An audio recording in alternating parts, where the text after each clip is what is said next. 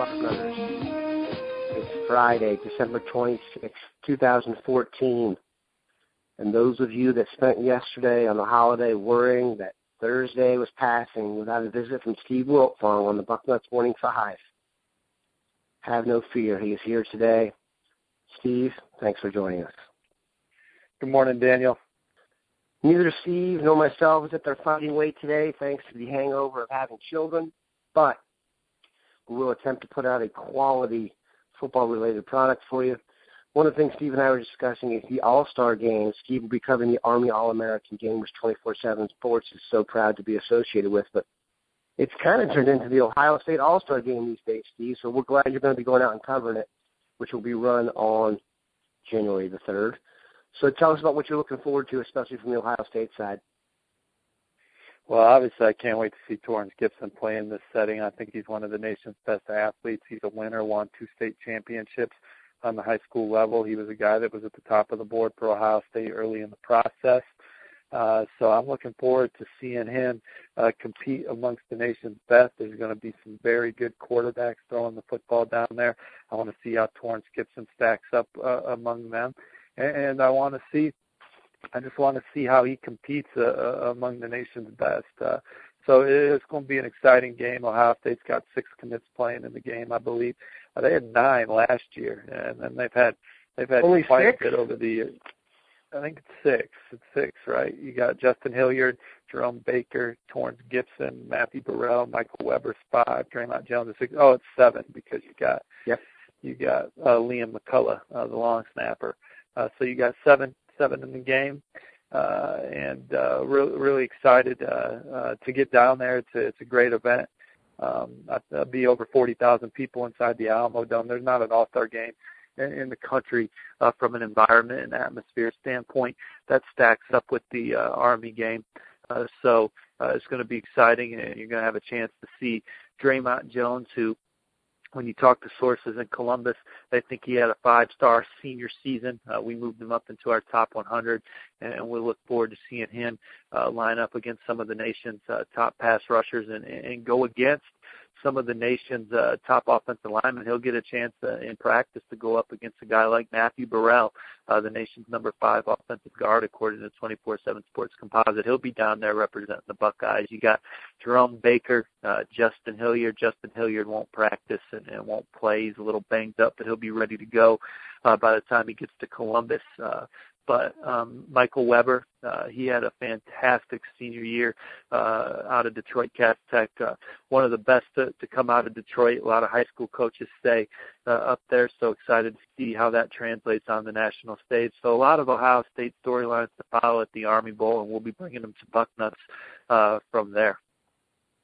No doubt, and we'll have people at the Semper Fidelis Bowl. Going to send Alex Gleitman out to that. I want to get back and ask you a question about Michael Weber real quick. Just on the Semper Fidelis Bowl, that's another bowl game, not quite as prestigious as the Army or the Under Armour, but we will have multiple guys there, including Grant Schmidt and Joe Burrow, which is something you definitely want to check out. Talking about Michael Weber, and this just occurred to me, and Nick Connor, I apologize, good pull there, and Nick Connor from Dublin. About Michael Weber, one of the things we're hearing about as we hear the incessant talk about the Michigan football quagmire or coaching search, whatever you want to call it, one of the things I've heard is that one of the first calls the new coach will make will be to Michael Weber. Not so surprising, considering the fact of where he's from and his recruiting history. Go ahead and give us your thoughts on that whole shebang. Yeah, I would think that, whoever Michigan hires, they're going to call Michael Weber. They're going to call guys like Darren Kirkland, who's committed to Tennessee and enrolling early, but was a one-time Michigan commit. All guys that were interested in Michigan once before, I think that it's just obvious they're going to reach out to and see if they have a chance to get in there moving forward. Michael Weber is committed to Ohio State right now.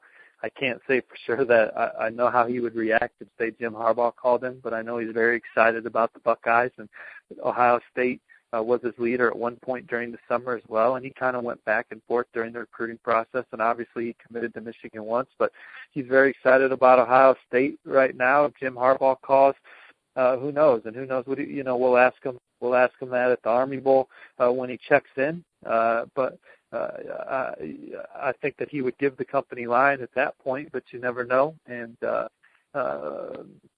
it's just impossible to speculate what a young man's going to do in that situation unless they've absolutely straight up told you beforehand that it doesn't matter. And even then, we've learned in recruiting that even if a prospect says that doesn't matter, I'm still 100%.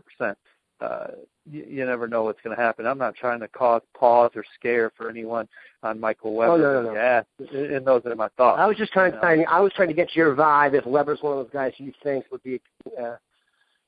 Every time we go through this, there are guys who we feel like are more solid than others, and I was just wondering if you had a vibe on Weber, Weber as to whether or not he'd be a more likely flip candidate than someone else.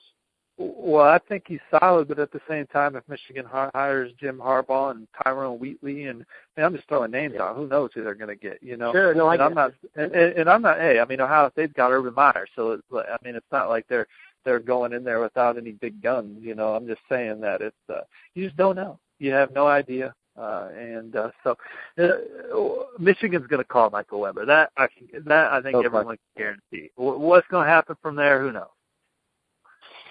So in terms of just wrapping up the show here, the Ohio State's class, and we've had this discussion so many times, it looks like the last person in the class could be Juwan Briscoe, the corner, who's yet to make his announcement, but you think there's a chance there's even a name out there that we don't even know about?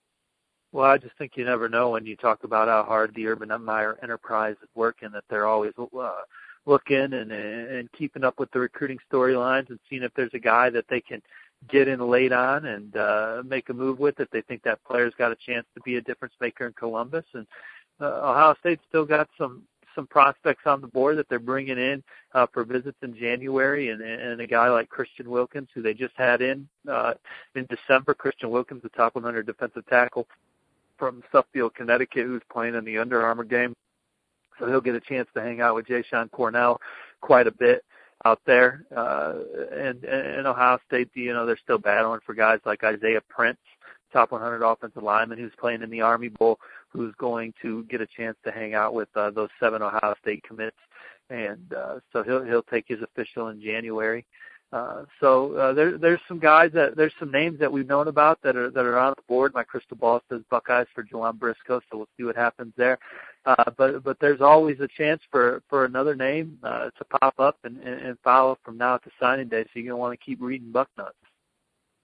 I was just going to say, that's why you got to keep it locked in here for people like Steve Wiltfong. We've also got Bill Kurlick and Alex Pleitman on the case. Don't forget, Steve Hellwagon and Dave Biddle are New Orleans bound for the Sugar Bowl. Have a great day, Bucknutters, and a great weekend.